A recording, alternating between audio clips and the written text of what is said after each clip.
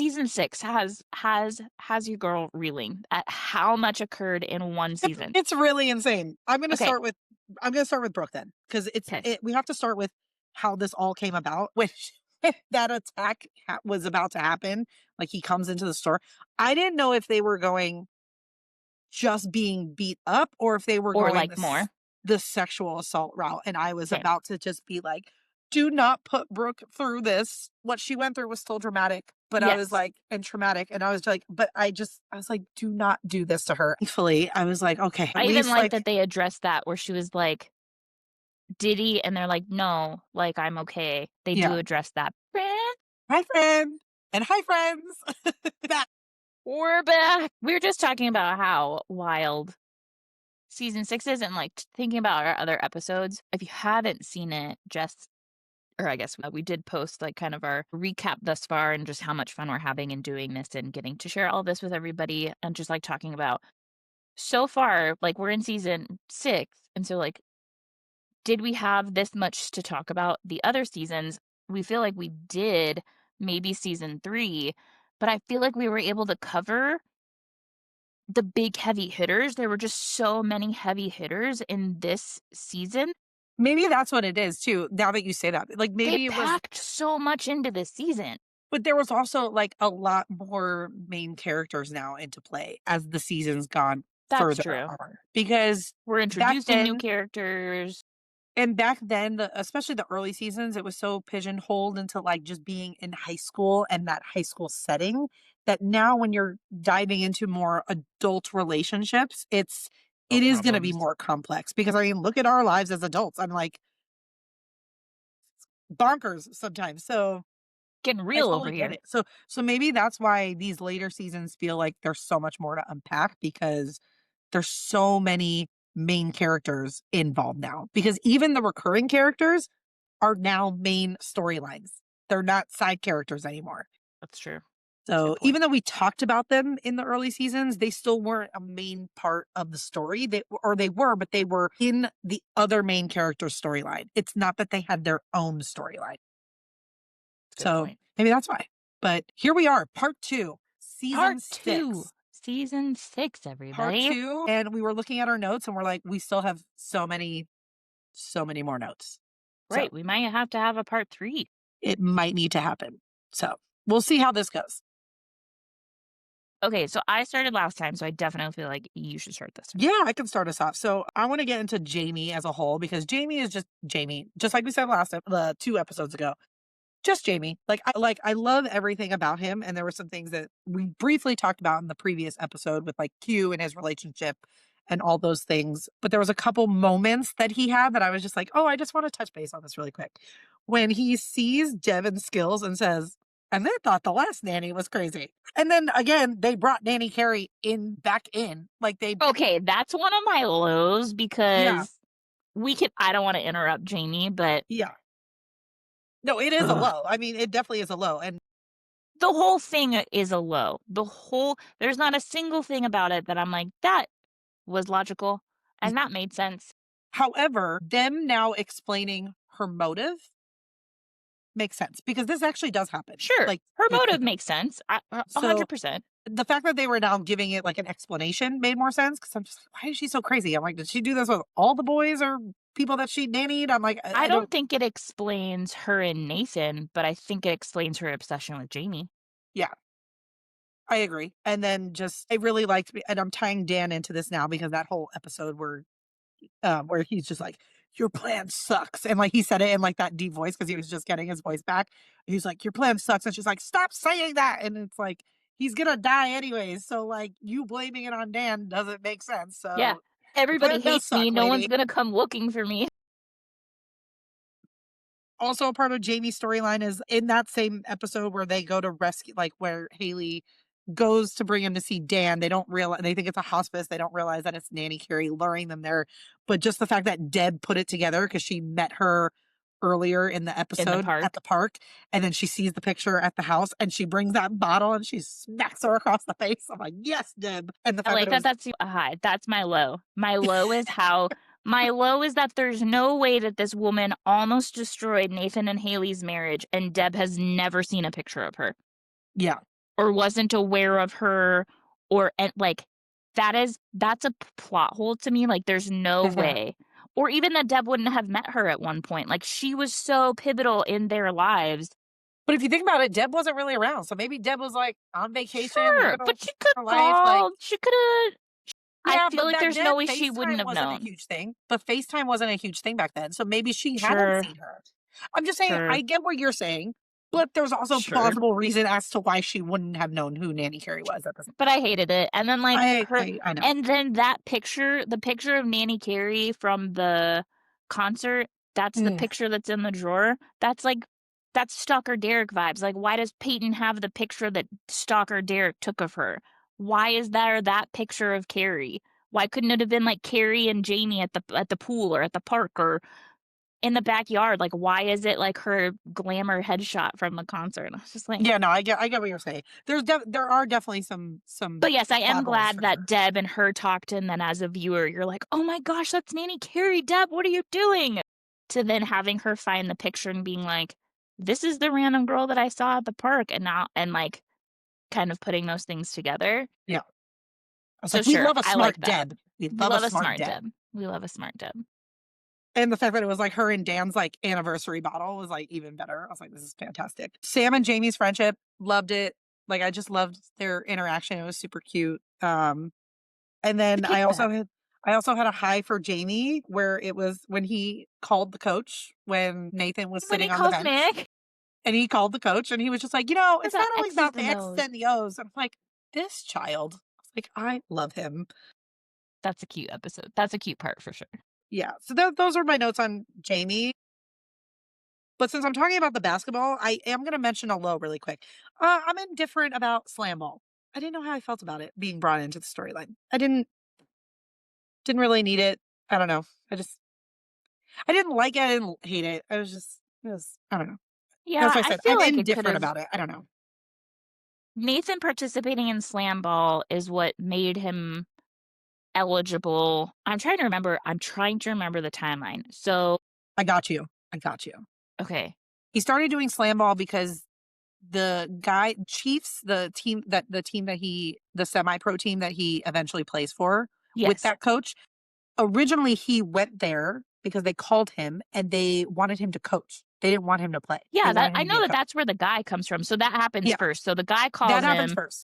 Okay. Then the slam ball opportunity comes up and Jamie's like, "Daddy, you have to do this because it's the only way he's actually going to Gonna play be at the playing moment." basketball. So Okay. he does that, and then obviously that ties into bringing Owen back into the picture.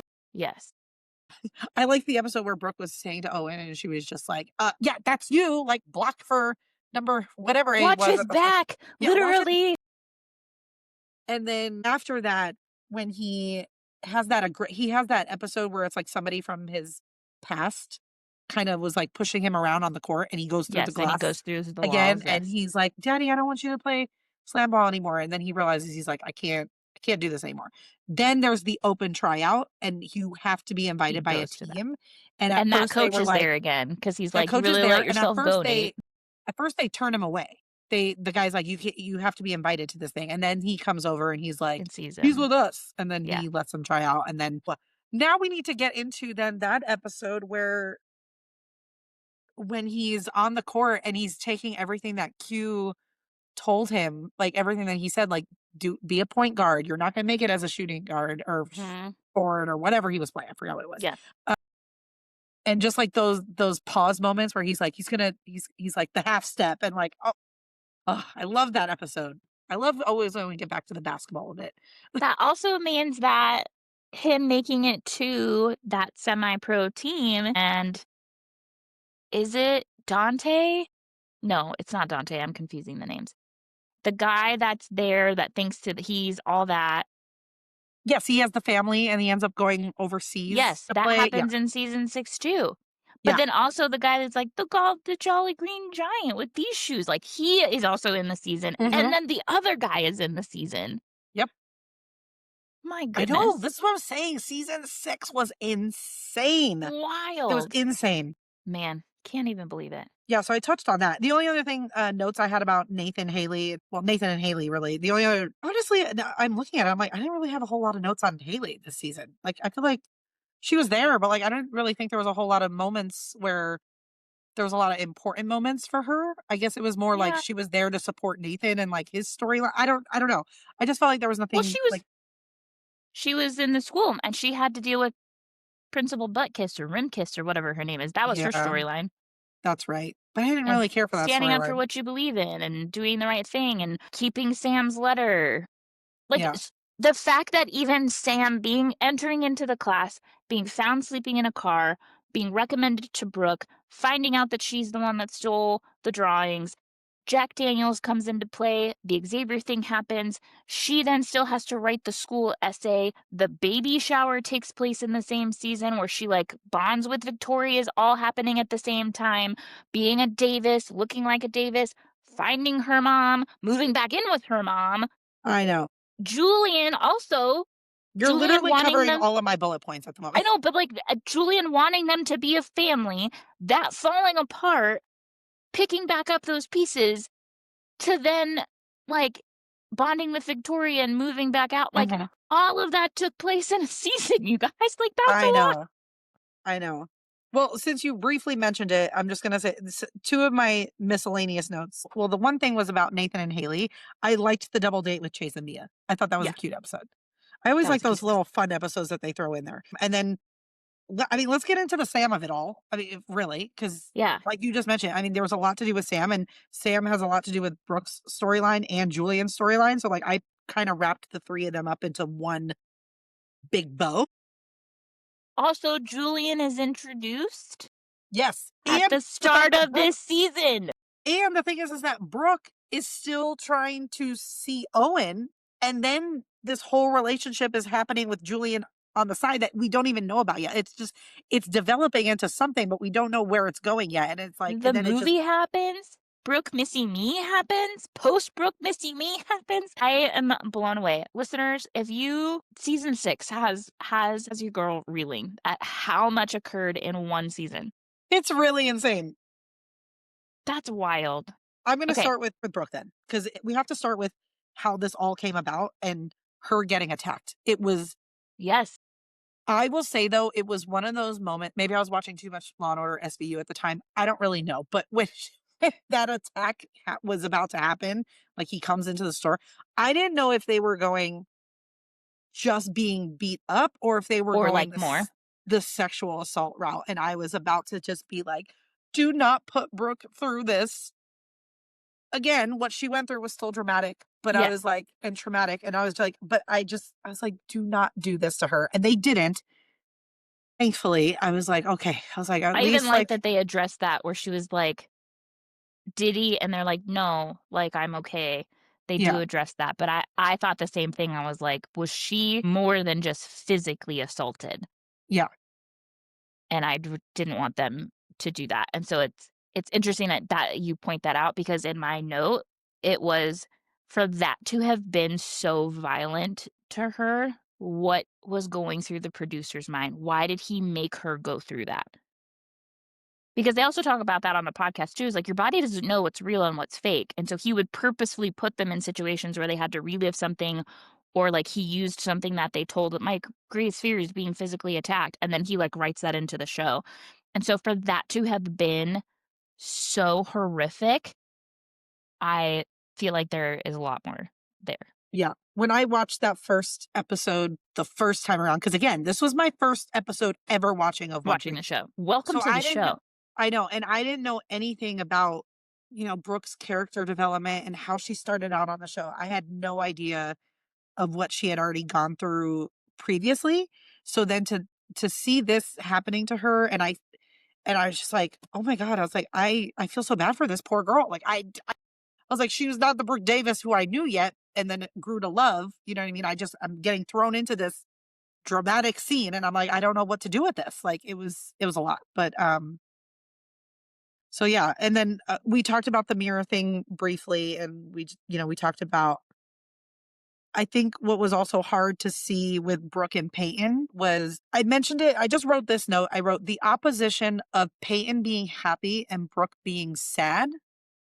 It almost was like their roles flipped from the previous 4 seasons that we saw, because Peyton was always going through the traumatic stuff, and Brooke was always the one that was trying to, like, lift her spirits and be the more happy, bubbly one, and just to see that opposition, I was like, "Wow." Like, it was a lot.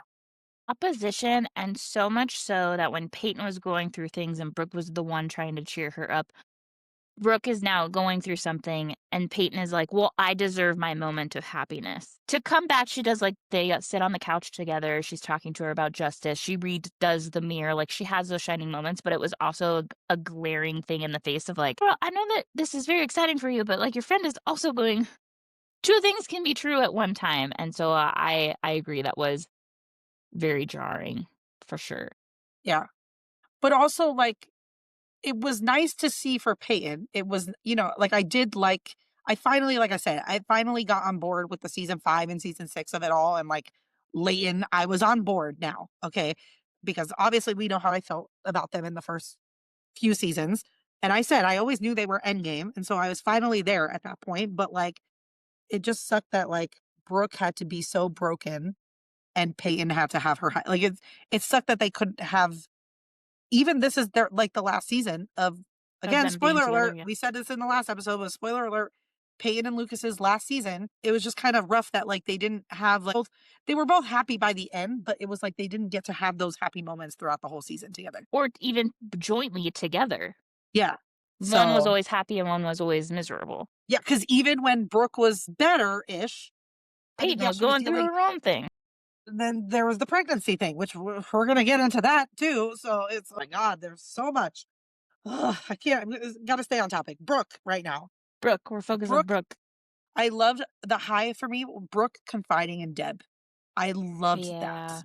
that was a good one. And Skills having that moment when they have that first conversation, because at first it starts out like, "Oh, take your clothes off." Like, "Let's get to And it." And she's then like, "No, he's like, "No, I'm something's actually," wrong." yeah, and him telling her, like, without knowing the specifics, like, if she reached out to you, then that means you're probably the one person that probably knows maybe what she's going through. I was like, and again, Deb wasn't ever really, like, attacked like that, but she went through an Yeah, an you abusive know, relationship, and abusive relationship and so much shit over the years that I think Brooke was like, "This is somebody who gets it." I love that it was Deb because I feel like if Karen had been there, I feel like it probably would have been Karen because the girls, like, they have that relationship with her. But for her, I think that also just speaks to how lost she was. For her to reach out to Deb of all people for help, but also knowing like, "Hey, Deb, I know that you can keep like, you're gonna keep this a secret, like, you've kept secrets before." So, I did like that. I agree. That was also one of my highs of was Brooke and Deb.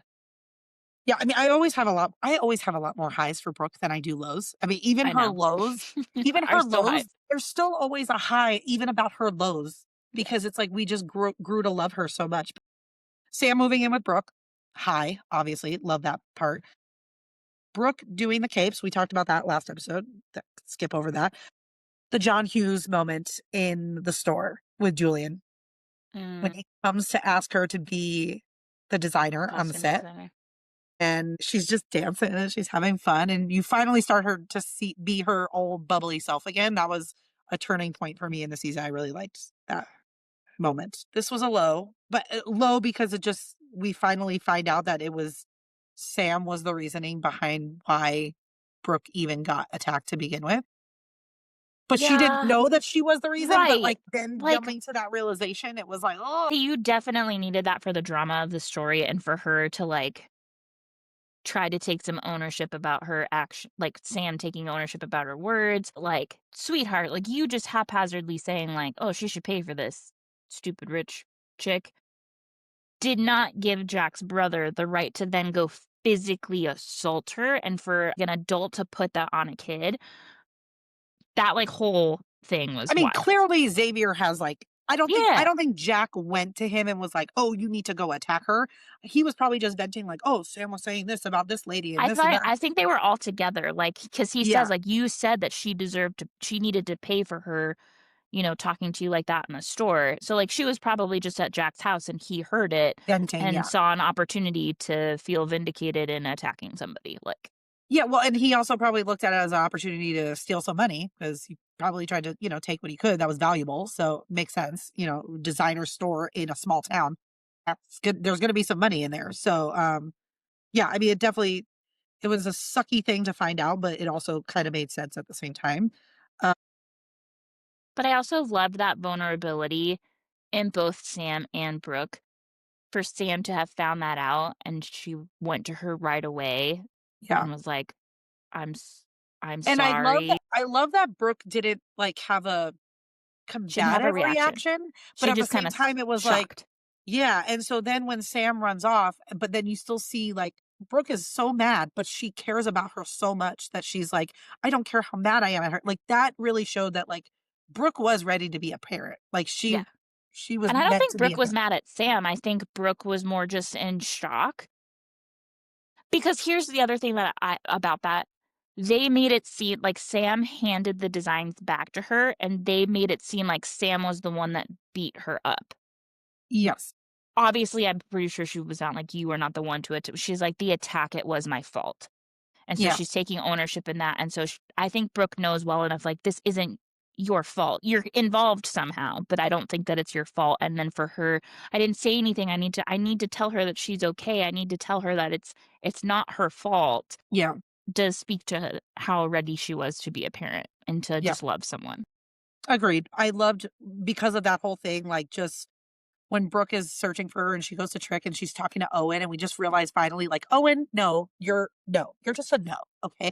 And then Julian's like, "Ugh, not my problem." But then she goes to the But then diner he's there. and she puts it together that she was like, "Oh yeah, he was just asking." And Brooke was like, Let me guess, the teenager who likes a lot of sugar? Yeah. Have you seen her? No, but that guy was "He just was just looking for her asking about too. her." And she's just like, and then she runs back out and she sees him walking down the street and like And puts the he coffee throws cup the away. coffee away. I'm like, I was like, "Brooke, this is your man. You figure it out." And it's crazy because when Julian first came in, I did not like him, but, like, when I started to see that chemistry building with him and Brooke, I was like, "I like this. I like where this is going." Brooke saving Sam.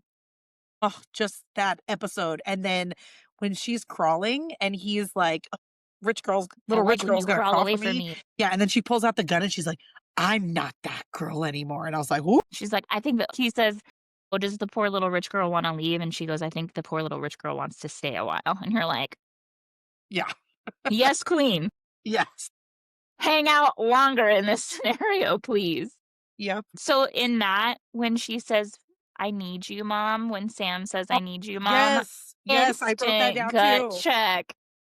I When she know. says, "Brooke, no," and she's like Brooke's just in the zone, like, you've taken and you've taken and you've taken." She's like, "I need you, mom." I'm like, "She needs you." I know. I know. These storylines, man, they're so good. And then to end on a lighter note, because obviously that episode was well, we also find out that that's when, everybody else figures out that that was Q's killer. We figured it out, once he said the "have a nice night," Have a nice night.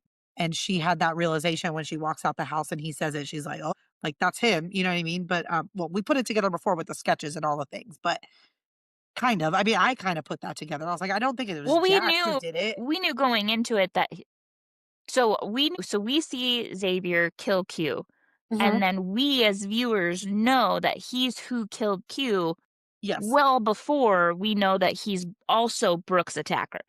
Yeah. And then when I he put it says, "Have a together nice night," you're I put like, it together when Sam ran off after giving the sketches in. I put it together when she got in the car and he turned around and he said, have a nice like, are you having a nice night?" He asked her or yeah, something like like rough that. night or whatever. And I was like, "Oh, that's where I put it together."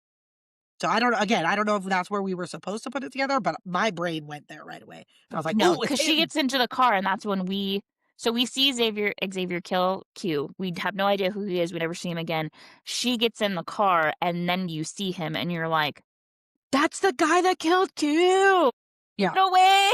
And now that we're putting it together that it's what's his face's brother, now I'm like, "Oh, well, that it was him now who attacked Brooke," and now we're putting it together. So, yeah, that was just I mean, it was well done keeping that mystery there in the show of, like, who really did attack Brooke, Like, was it her mother who hired someone? Like, we really just didn't know where it was gonna go. So, I Oh, liked yeah. that.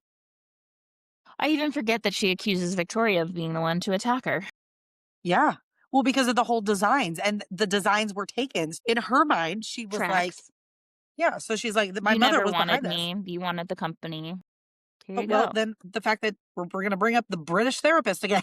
So, but Brooke goes to see her, and she was just like, I noticed you call her Victoria." And I was just like, yeah, I'm like, just for Victoria then to do a whole 180 by the end of the season and like be there more for Brooke.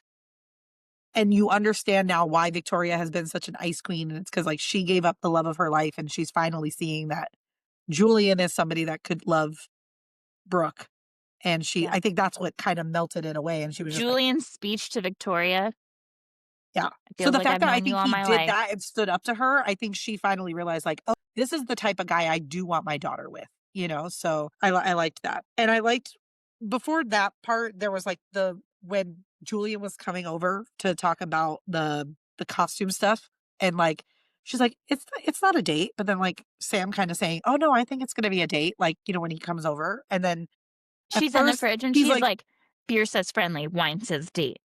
yeah, but Part then of alcohol it when is." And she then he's answers like, the "I door and brought he's just wine." like, and he goes, "Oh, were you going somewhere?" And she goes, "Oh no, I came from something." So she's like, "Oh no, it's not a date." But then when he said, "I "I brought brought wine." wine," and she's like, "It is a date. Oh, It is maybe a it is date." a date.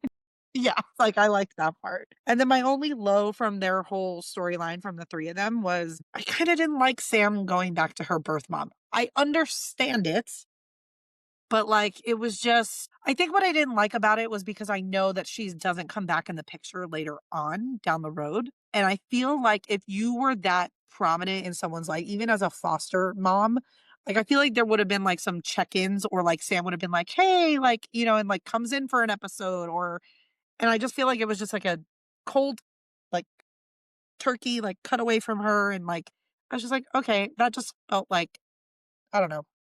I just would have liked to I feel like that should have been wrapped up a little bit better or something, or handled a little differently, I don't know. So, That one was a hard storyline because Brooke was like, "I'm ready, I'm gonna adopt her, I'm gonna make it official," but then, like, she really wasn't reading the room and the things yeah. that Sam was doing and that, Brooke wanted her to see the letters from her mom, but then she's like, "No, like, I wanna keep you," but then coming alongside Sam and being like, "I think this is what's best for you," and Sam being like, "Are you sure? Like, I really liked being a Davis," and she's like, "You're always gonna be a Davis."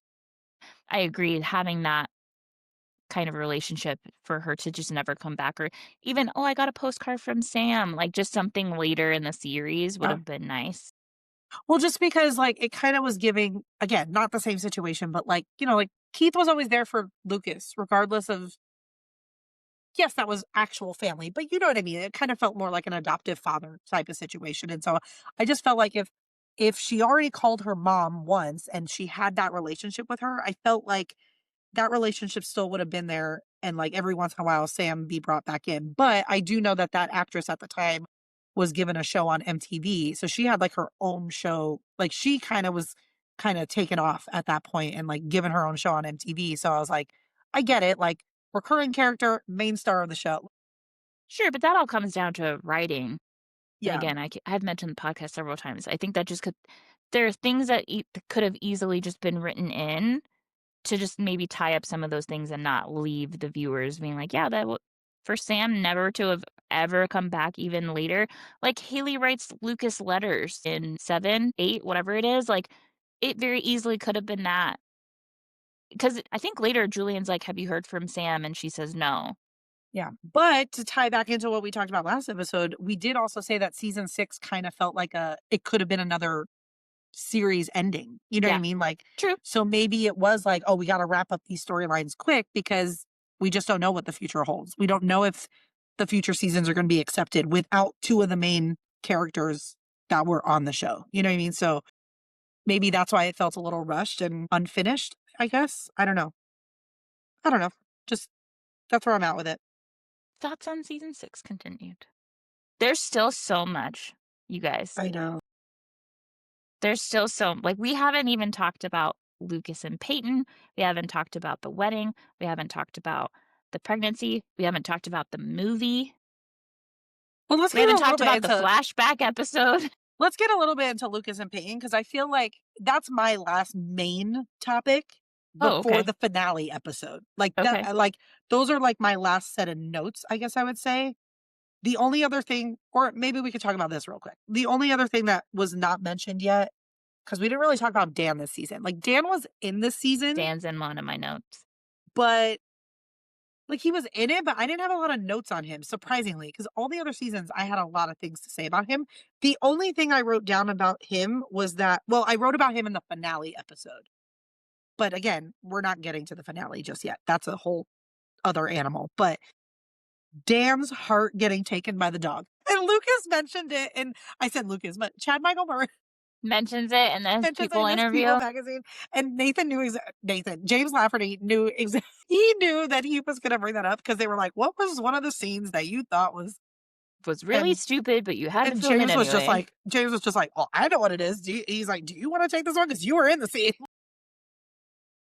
We all thought that was stupid. I thought it was funny, but like there was I okay, didn't first even of think it all, was I don't even think seeing it when it came out, I don't think it was I didn't have any feelings about it one way or the other, but then now yeah. rewatching it as an adult and being like, it Well, you wouldn't think about just it, it's be like, in a cooler on ice. He wouldn't have walked it through the hospital. It would have been yeah, sealed. Dan wouldn't have been sitting there getting waiting, prepped for surgery. Yeah, Like he would have prepped for already been in OR. a room. He would have been in a room. He Yeah. wouldn't be in a gown. There wouldn't be As a high 90-foot long leash. They would as have not high as allowed the dog to be there. yeah, and as high as that dog owner was, like, you still would have the common sense to bring them to the vet, not to the Yeah, not the hospital. hospital. Like, I don't know. I just There's too many things that were but it's still funny. yeah, like, of course Dan's heart gets eaten by a dog. I think it just keeps tying into the fact that, like, we keep having to let like, Dan is living in his hell. Like, he thinks he's gonna get better. He knows he's not now. He He thinks thinks he's gonna he's get turned it better. around. He's not. He's not. You know, it's just a constant cycle of, like, putting him through the ringer, which he deserves, which we all talked about. He deserves all of this that's happening to him, but it's just I don't know, it's just funny. So, yeah. Yeah, I think my only Dan note was Dan visiting Whitey, but I'm pretty sure that's in the finale episode. It is. It is, and I have notes on it too, so. Yeah, Dan visiting Whitey. We can touch on that on part 3, and I think I'm trying to think, like, how we can maybe, like, wrap up this episode. Yeah. Well, let's talk about, like, Lucas and Julian a little bit, just a little bit, because I think we we just need talked to start from the beginning and, like, yeah. because we went halfway through the season towards the end of it. The beginning of the season opens with this hotshot Hollywood, producer entering the scene, and then you find out that him and Peyton had some epic love story, but it was it was only 4 years, people, so, like, I don't quite understand how the timeline worked out. One of my lows because okay, well, first of all, we didn't even talk about, like, the first episode in itself. It picks up with that cliffhanger of, like, who is he gonna Who choose? did he call at the airport? And we all knew it was gonna be Peyton. We all knew. I mean, but it was I loved the I opening know. montage where it was I do like, too. I could see him with Lindsay, and I could see him with Brooke, and I could see Yep. him with Peyton, like, they all made sense, and so for it to then be Peyton and be like, "I think you made the right choice," like, that whole thing was done very, very well. I Yeah. liked that a lot, I but agree. I that was one of my highs for their storyline. The low with Julian coming in and we finding out, like, at first we don't know who he is. You know, we just think he's just coming in, he wants to option the book, whatever, make a movie out of it, whatever. And then when that episode happens where he's just like, "Hey, Peyton," and it's well, they know each other. like they know each other, and it's like, and then my low though was that, like, Lucas's reaction to it, and I'm like, dude, you were engaged to another woman. Like, you fell in love and proposed to another And woman. said, "I do." Yes, you have no backbone to be angry at Peyton, and yet he was. He was angry at the situation, didn't want to work with Julian because of it. And I'm like, dude, you're technically still working with Lindsay. She's an Your editor book on your editor. book. Yeah, Yeah, I mean, she was supposed to go on the book tour with you. granted she did pass it off to somebody else, but like she Sure, but we still didn't know works. that at that point. Yeah, She and hadn't passed at that point. she still works for the publishing company that you work for. So it's not like you're never going to run into her or see her at some point if you're going to continue being a writer. So again, this just goes back to Lucas is the worst. Love Chad Michael Murray dearly, but he is the worst on the show. He's the worst. Okay. Yeah, that's the point. as many highs that he has twice as many lows. It's insane. But yeah, so that's just where I'm at with him. And I'm like, that was one of my major lows for him. A lot of my other ones were pretty positive, but I feel like we need to get into Lucas Payton and We all need to that get in the into the first finale. half of season 6. Yeah, because a lot of that had to do with Lucas and Peyton, and then Yeah, it also then ties into towards the end to of the the show. So season I think that finale. that's a good thing. The only other thing I'm going to say about Julian, because I want to just say this really quickly, is when Julian came in and the way it was going, he felt like the new Chris Keller. Yes, he Like did. it had that kind of energy, and I was like, He had "Ooh, that kind of vibe. yeah." We So needed a I Chris Keller. We needed some, yeah. some drama to Yeah. mix it up a So little it bit. it definitely he definitely I feel like brought that energy, which was really cool. Which is then funny later on down the road, their interaction in season 9 when it gets to that point. Oh, yeah. Yeah, so again, these are things that'll all happen along the way, but yeah, so that's just kind of where I'm at. I cannot believe we're gonna do a part 3 of this. There's so much in season 6, y'all. Oh, there really So is. much. We promise we will wrap it up in a Yes, third part. We promise. 3 parts to season 6. Yeah. Just because there was and there were just so many heavy hitters. There's still some even left over that I'm still like, I wanna talk about the flashback episode, I wanna talk about Peyton being pregnant, I wanna talk about the timeline of Julian and, Peyton, I wanna talk about the movie, all of Mhm. those aspects of it, Peyton's dad's storyline, Peyton and Yep. Mia have some interactions in this season that I was not a fan of. Mhm. There's just so much. Yeah.